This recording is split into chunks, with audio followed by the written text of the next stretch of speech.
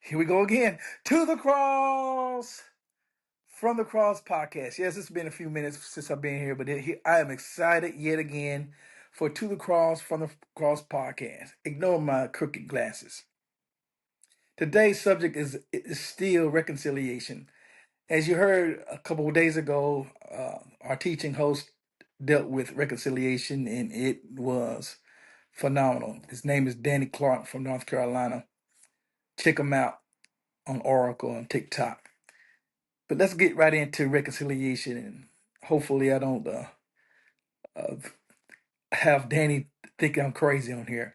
But let's try to get what I've learned about reconciliation in this last couple of weeks. Reconciliation again is a big word, so let's try to define it the best way, and I'm gonna try to define it from what I see God's view of reconciliation. Reconciliation is not just a truce; it's a transformation. It's the divine act of restoring broken relationships through truth, grace, and sacrifice. From God's view, reconciliation is initiated by the offended party. Listen, Romans 5:10 says, "While we were enemies, we were reconciled to God through the death of his son." That means God didn't wait for us to clean up. He made the first move. How many of us are going to make the first move for reconciliation? It's awkward to go first, but nevertheless, God does it anyway.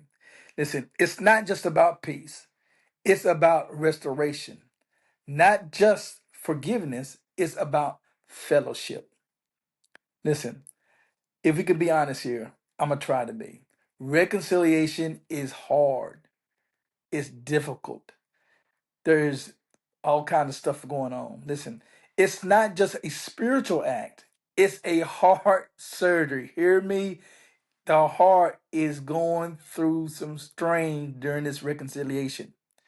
Here are some barriers we face. Number one, pride. Pride, the need to be right, blocks the path of being restored. Can you dig it? You know, I've seen people get up, people filled with the Holy Spirit run around and say the Lord has always said something to them.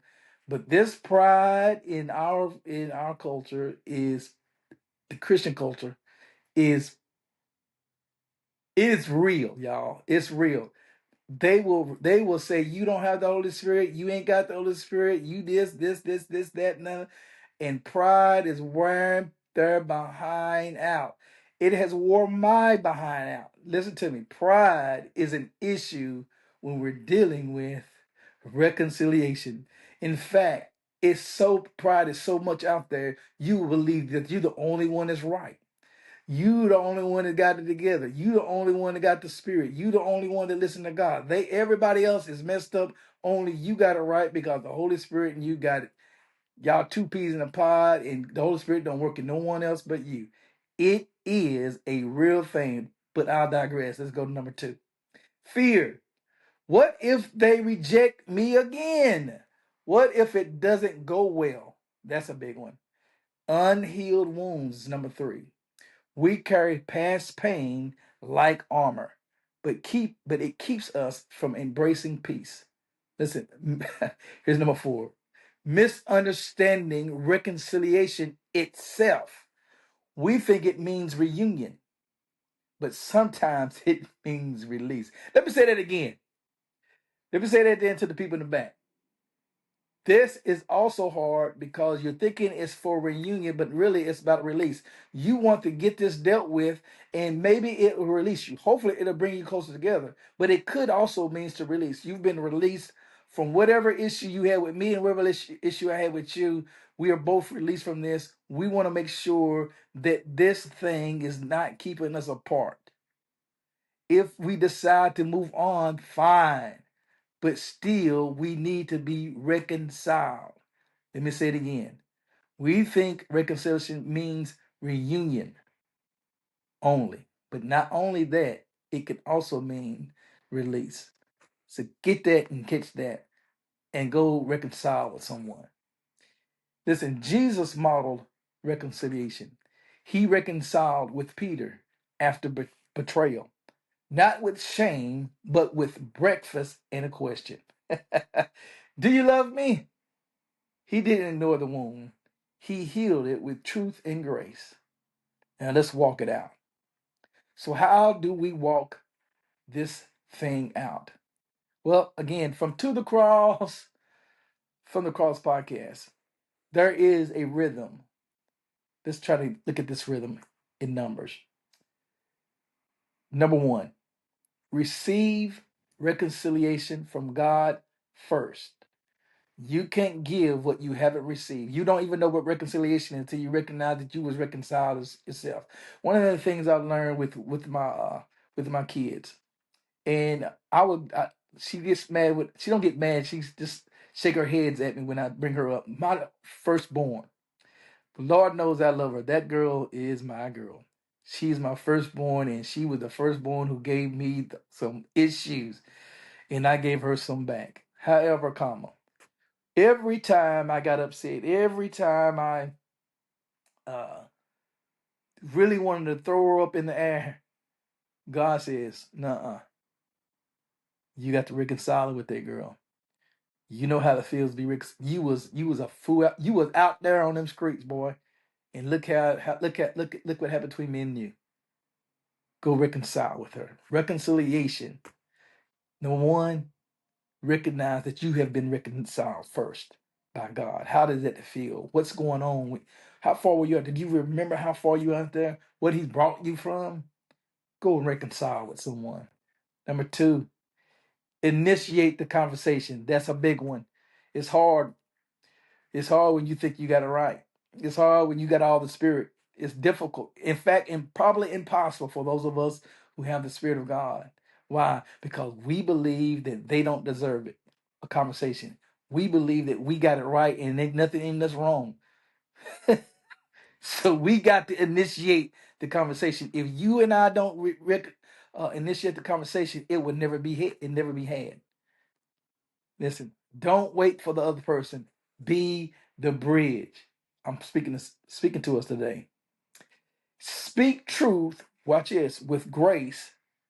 Don't sugarcoat, but don't shame. Say it again. Speak truth with grace.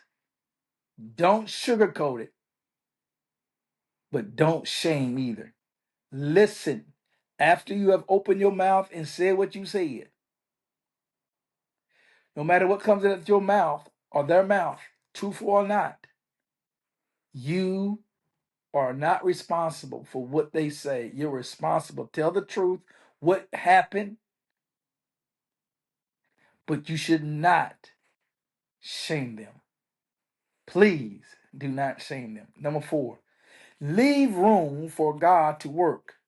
You plant, He waters. You obey, He restores. Listen, that is huge.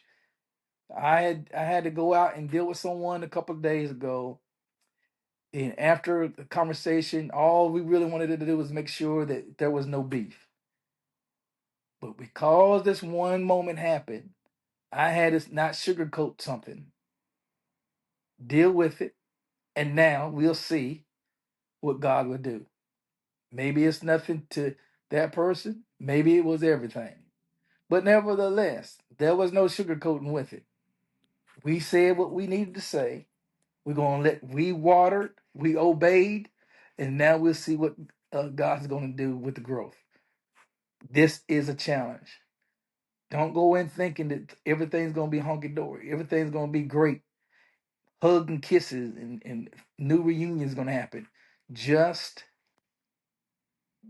reconcile. Get in the habit of speaking first. Be in the habit of being reminded of what God did to you. He first sought you before you ever thought about Him. He saw you first. He came to you and you received Him. Give another man, another woman the same thing. Final thoughts here. Reconciliation is the rhythm of the redeemed. It's not weakness, it's warfare. It's not forgetting, it's forgiving. And it's not always reunion, but it's always restoration.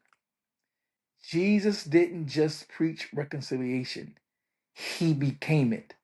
Now we get to walk it out. This is Daryl Higgins, the moderator of To the Cross, Bobby here, from the Cross Podcast. Let's talk about it. See you Tuesday, 7:30. Deuces.